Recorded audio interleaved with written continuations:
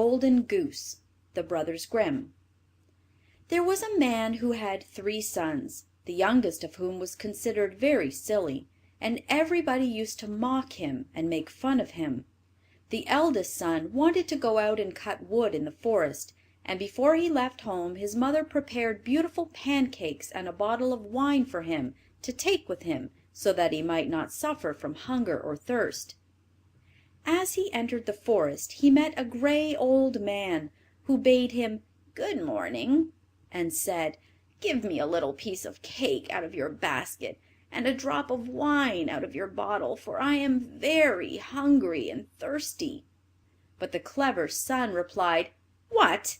Give you my cake and my wine? Why, if I did, I should have none for myself. Not I, indeed, so take yourself off."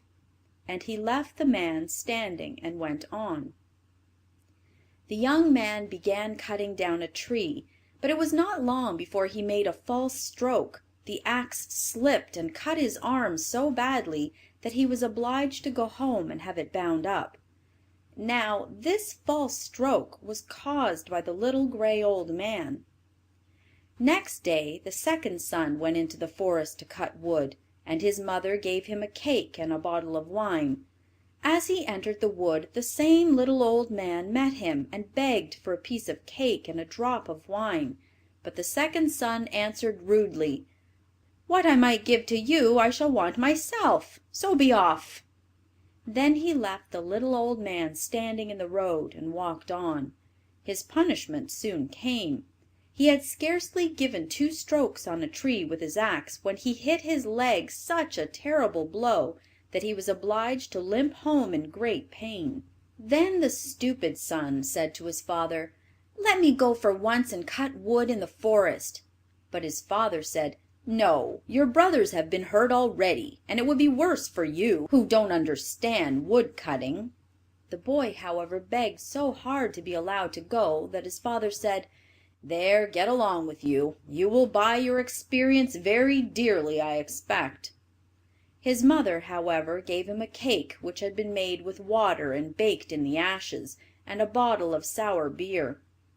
When he reached the wood the very same little old man met him, and after greeting him kindly, said, "Give me a little of your cake and a drop from your bottle, for I am very hungry and thirsty." "Oh," replied the simple youth, "I have only a cake which was baked in the ashes and some sour beer, but you are welcome to a share of it. Let us sit down and eat and drink together." So they seated themselves, and lo and behold, when the youth opened his basket, the cake had been turned into a beautiful cake, and the sour beer into wine. After they had eaten and drank enough, the little old man said, "Because you have been kind-hearted and shared your dinner with me, I will make you in future lucky in all you undertake. There stands an old tree. Cut it down, and you will find something good at the root." Then the old man said, "Farewell," and left him. The youth set to work and very soon succeeded in felling the tree, where he found sitting at the roots a goose whose feathers were of pure gold. He took it up, and instead of going home, carried it with him to an inn at a little distance, where he intended to pass the night. The landlord had 3 daughters, who looked at the goose with envious eyes. They had never seen such a wonderful bird, and longed to have at least one of its feathers. "Ah," thought the eldest, "I shall soon have an opportunity to pluck one of them." And so it happened, for not long after the young man left the room. She instantly went up to the bird and took hold of its wing. But as she did so, the finger and thumb remained and stuck fast. In a short time after, the second sister came in with the full expectation of gaining a golden feather, but as she touched her sister to move her from the bird, her hand stuck fast to her sister's dress, and neither of them could free herself. At last in came the third sister with the same intention. "Keep away! Keep away!" screamed the other 2. "In Heaven's name, keep away!" But she could not imagine why she should keep away. If they were near the golden bird, why should not she be there? So she made a spring forward and touched her second sister, and immediately she also was made a prisoner, and in this position they were obliged to remain by the goose all night. In the morning the young man came in, took the goose on his arm, and went away without troubling himself about the three girls, who were following close behind him. And as he walked quickly they were obliged to run one behind the other, left or right of him, just as he was inclined to go. In the middle of a field they were met by the parson of the parish, who looked with wonder at the procession as it came near him. "Shame on you!" he cried out. "What are you about, you bold-faced hussies, running after a young man in that way through the fields? Go home, all of you!" He placed his hand on the youngest to pull her back, but the moment he touched her he also became fixed, and was obliged to follow and run like the rest. In a few minutes the clerk met them, and when he saw the parson running after the girls he wondered greatly, and cried out, "Hallo, Master Parson!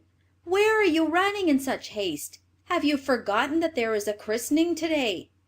And as the procession did not stop he ran after it, and seized the parson's gown. In a moment he found that his hand was fixed, and he also had to run like the rest. And now there were 5 trotting along, one behind the other. Presently 2 peasants came by with their sickles from the field. The parson called out to them and begged them to come and release him and the clerk. Hardly had they touched the clerk when they also stuck fast as the others, and the simpleton with his golden goose travelled with the 7. After a while they came to a city in which reigned a king who had a daughter of such a melancholy disposition that no one could make her laugh. Therefore he issued a decree that whoever would make the princess laugh should have her in marriage. Now when the simple youth heard this he ran before her, and the whole 7 trotted after him. The sight was so ridiculous that the moment the princess saw it she burst into a violent fit of laughter, and they thought she would never leave off.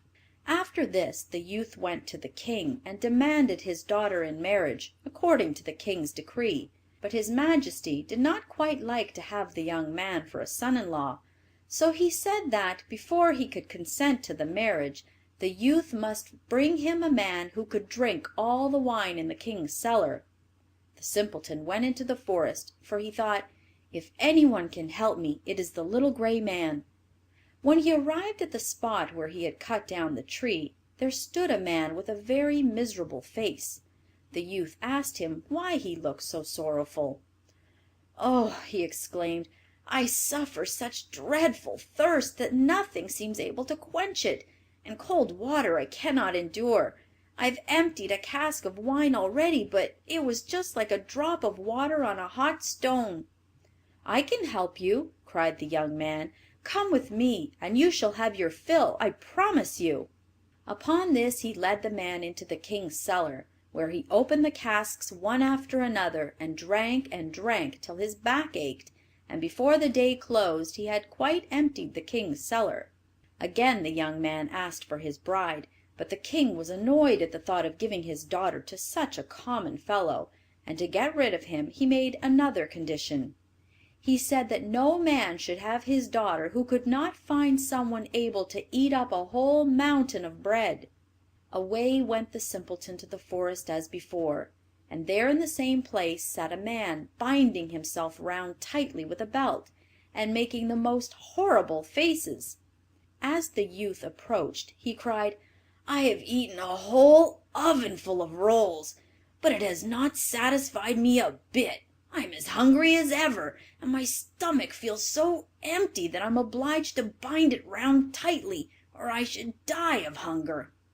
The simpleton could hardly contain himself for joy when he heard this. "Get up," he exclaimed, "and come with me, and I will give you plenty to eat, I'll warrant." So he led him to the king's court, where his majesty had ordered all the flour in the kingdom to be made into bread, and piled up in a huge mountain.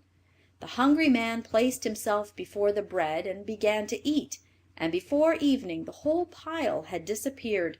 Then the simpleton went a third time to the king and asked for his bride, but the king made several excuses, and at last said that if he could bring him a ship that would travel as well by land as by water, Then he should, without any further conditions, marry his daughter. The youth went at once straight to the forest, and saw the same old gray man to whom he had given his cake. "Ah," he said, as the youth approached, "it was I who sent the men to eat and drink, and I will also give you a ship that can travel by land or by sea, because when you thought I was poor you were kind hearted and gave me food and drink." The youth took the ship, and when the king saw it he was quite surprised, but he could not any longer refuse to give him his daughter in marriage. The wedding was celebrated with great pomp, and after the king's death the simple woodcutter inherited the whole kingdom, and lived happily with his wife.